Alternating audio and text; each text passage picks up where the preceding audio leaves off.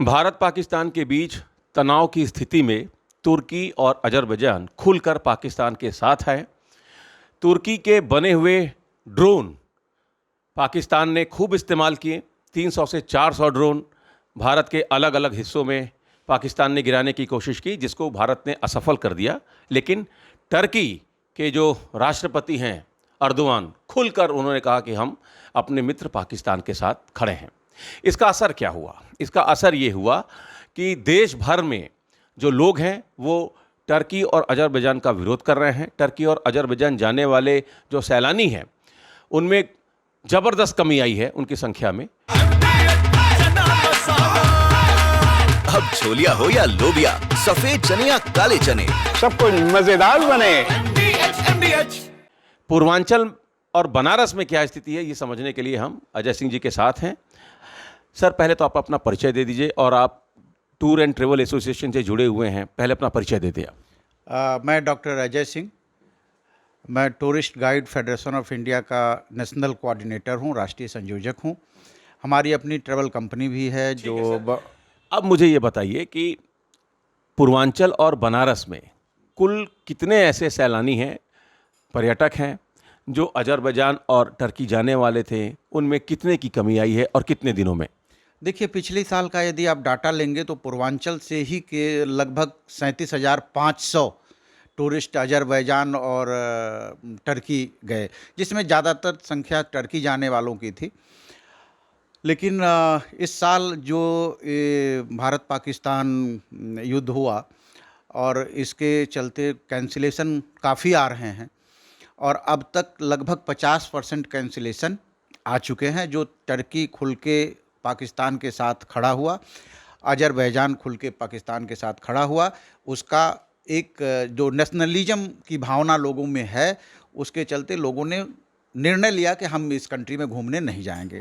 बहुत से हमारे ट्रैवल एजेंट हैं, उन्होंने भी निर्णय लिया कि हम तुर्की के पैकेज नहीं बेचेंगे।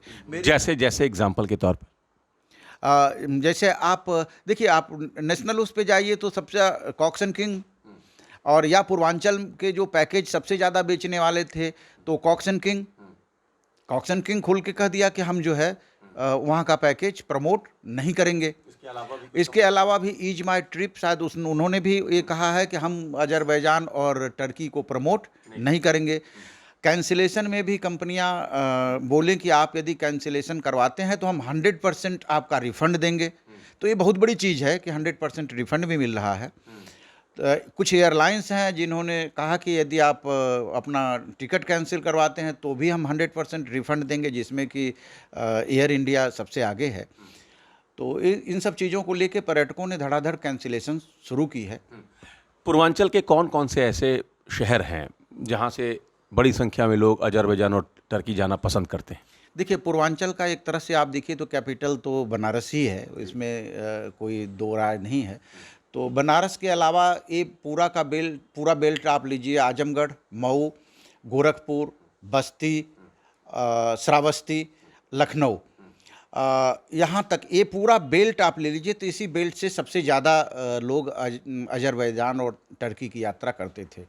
थोड़ा आप देखिए भी तो अज़रबैजान और टर्की मुस्लिम बाहुल्य कंट्री है, और इस बेल्ट में यदि हम देखें तो हमारे जो मुस्लिम भाई लोग हैं उनकी जनसंख्या भी बहुतायत है।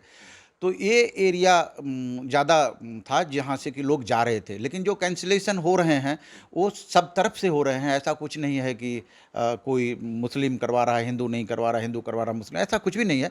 सब लोगों में ये जो राष्ट्रीयता की भावना है उसके आधार पर लोगों ने कैंसिलेशन धड़ाधड़ किए। अच्छा, मुझे ये बताइए सर कि पिछले 5-7 सालों में अज़रबैजान, खासकर जो उसका कैपिटल है बाकू, वहाँ जाने की संख्या बढ़ी है, टर्की जाने की संख्या, ये अज़रबैजान कैसे एक टूरिस्ट डेस्टिनेशन के तौर पर उभरा है, और टर्की जाने की जो इधर एक प्रवृत्ति है वो ज़्यादा दिखाई दे रही है? देखिए, खास करके जो अज़रबैजान की हम बात करें तो अज़रबैजान एक तरह से सब्स्टिट्यूट की तरह उभरा था थाईलैंड का। अब थाईलैंड जो लोग जा चुके थे उनके लिए एक नया डेस्टिनेशन बन के अज़रबैजान और टर्की इस तरह से उभर रहा था। थोड़ा सा यूरोपियन लुक भी है उधर। तो लोगों का ये था कि जो लोग इस तरह के टूरिज्म के लिए जाते थे थाईलैंड, वो उन्होंने अपना रुख अजरबैजान और टर्की की तरफ भी मोड़ा।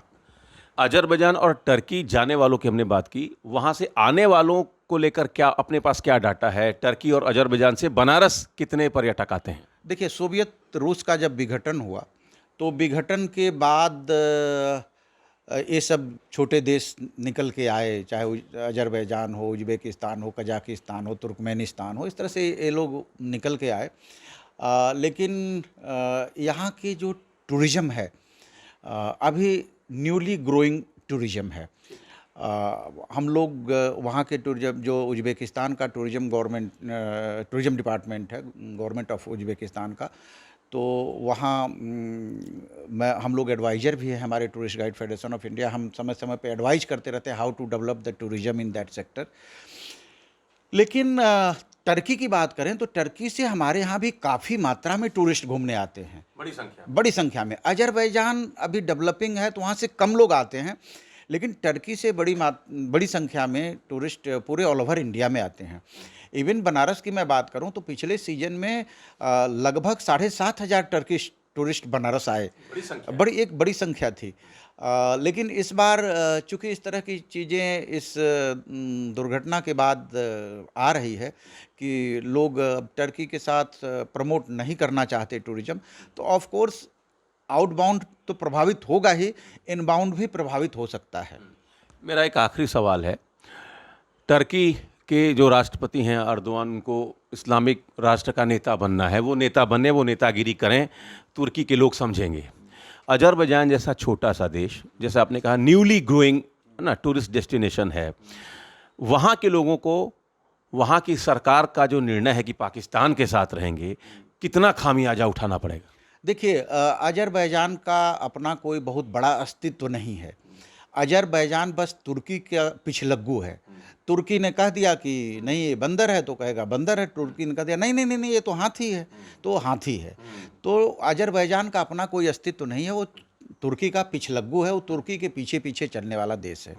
चलिए, तो भारतीय अर्थव्यवस्था का सिंबल है हाथी, है ना? तो अजरबैजान टर्की के कहने में ही सही पाकिस्तान का साथ दिया, और उसको इसका कितना खामियाजा भुगतना पड़ेगा, इसी बात से वो समझ सकता है कि अकेले पूर्वांचल से 15,000 से ज़्यादा लोगों ने टिकट कैंसिल करा लिया है। और जो कंपनियां हैं, चाहे वो टूर एंड टूरिज़्म से जुड़ी हुई कंपनियां हैं, चाहे वो हवाई सेवाओं से जुड़ी हुई कंपनियां हो, कोई कैंसिलेशन चार्ज नहीं काट रही हैं, पूरा का पूरा रिफंड दे रही हैं। और 15,000 से ज़्यादा टूरिस्ट ने अपना जो प्लान था वो कैंसिल कर लिया है, और इसका सीधा असर अजरबैजान की इकॉनमी, उसकी अर्थव्यवस्था पर पड़ना है, टर्की की अर्थव्यवस्था पर पड़ना है।